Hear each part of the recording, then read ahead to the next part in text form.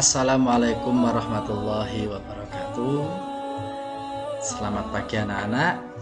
Bertemu kembali dengan Tahu dalam pembelajaran pendidikan agama Islam kelas 6 semester 2 dengan tema senang meneladani para nabi dan ashabul kahfi, bagian ketiga, kisah Nabi Yahya alaihissalam. Dalam pembelajaran kali ini, tujuan pembelajaran kita kisah Nabi Yahya, yaitu siswa dapat mengetahui kisah keteladanan Nabi Yahya alaihissalam. Siswa dapat menceritakan kisah keteladanan Nabi Yahya alaihissalam. Sebelum kita mulai pembelajaran kesempatan pada hari ini, terlebih dahulu kita berdoa memohon kepada Allah supaya apa yang kita dapat dari pembelajaran kali ini mendapatkan ilmu yang manfaat dan barakah fid dunya wal akhirah. Berdoa mulai. A'udzubillahi minasyaitonir rajim. Bismillahirrahmanirrahim. Raditu billahi rabban wa bil islami dina wa bi Muhammadin nabiyya wa rasula. Rabbi zidni ilma warzuqni fahma. Amin. Terima kasih anak-anak.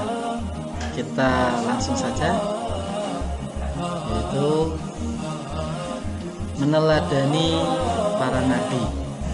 Kisah Nabi Yahya alaihissalam. Al-Quran adalah pedoman hidup bagi manusia. Di dalamnya berisi banyak petunjuk dari Allah Subhanahu wa Ta'ala. Petunjuk tersebut berupa pengetahuan dan kisah zaman dahulu. Kisah tersebut dapat menjadi petunjuk bagi manusia sekarang agar dapat mengambil pelajaran dan hikmahnya demi kehidupannya menjadi bahagia. Di antara kisah yang dapat kita temukan dan dapat diambil hikmahnya adalah kisah Nabi Yahya alaihissalam. Kisah ini sangat menarik, sangat baik karena bercerita tentang keteguhan keimanan dan kebenaran.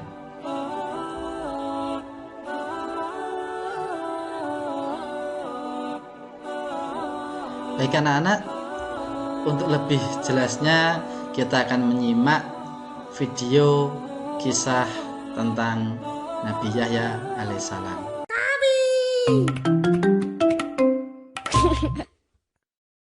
Kisah Nabi Yahya alaihi salam. Yahya tumbuh di bawah asuhan Nabi Zakaria dan ibunya yang saleh. Ia telah menguasai dan memahami kitab Taurat sejak muda. Sifat dan perangannya sungguh luhur. Ia pun sangat berbakti kepada orang tua. Karenanya, Allah mengangkat Yahya sebagai nabi untuk berjuang dan berdakwah bersama ayahnya, yaitu Nabi Zakaria. Sementara itu, kaum Bani Israel yang berdiam di Palestina diserang oleh bangsa Romawi. Mereka berhasil dikalahkan dan harus menjadi jajahan bangsa Romawi. Kemudian ditunjuklah Herodes sebagai raja.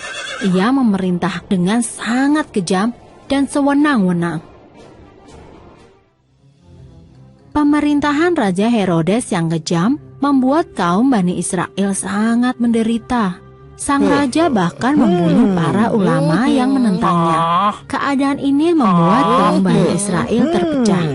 Masing-masing kelompok membentuk aturan dan pemimpin sendiri. Inilah yang menyebabkan munculnya nabi-nabi palsu. Mereka mengaku sebagai utusan Allah yang sejati. Dakwah dan ajaran kebenaran Nabi Yahya lantang terdengar. Sedikit demi sedikit, Nabi Yahya berhasil mengajak beberapa orang untuk kembali ke ajaran yang benar. Sebagai bukti taubat, Nabi Yahya membaptis mereka dengan cara memercikan air sungai Yordan. Perbuatan Nabi Yahya ini membuat kaum Bani Israel lainnya menjadi sangat murka dan semakin membenci Nabi Yahya maupun Nabi Zakaria. Sementara itu Raja Herodes yang kejam berniat untuk menikahi putri tirinya sendiri, yaitu Herodia. Keinginan Raja Herodes ini ditentang oleh Nabi Yahya. Karena haram hukumnya seorang bapak menikah dengan anak tirinya. Kecaman Nabi Yahya tentu saja membuat Raja Herodes menjadi sangat murka. Herodia marah kepada Nabi Yahya yang menghalangi pernikahannya dengan sang ayah. Ia pun berencana untuk menggoda Nabi Yahya dan membuktikan bahwa sesungguhnya Nabi Yahya pun tidak akan tahan dengan pesonanya. Namun usahanya gagal. Nabi Yahya sama sekali tidak tertarik kepada dirinya. Herodia pun marah dan bersumpah untuk menghancurkan Nabi Yahya.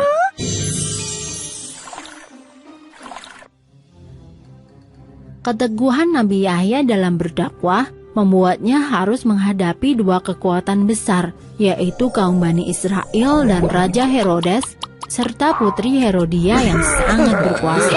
Putri Herodia meminta agar sang raja mengerahkan pasukannya untuk menangkap dan membunuh Nabi Yahya. Dengan demikian, mereka bisa menikah tanpa ada yang menghalangi. Dan rencana jahat itu dibantu oleh kaum Bani Israel. Mereka rela bekerja sama dengan penjajah demi menyingkirkan Nabi Yahya. Penangkapan Nabi Yahya dilakukan secara besar-besaran, dan akhirnya mereka berhasil menangkap Nabi Yahya. Nabi Yahya pun dibawa ke istana untuk diserahkan kepada Raja Herodes dan putri Herodia.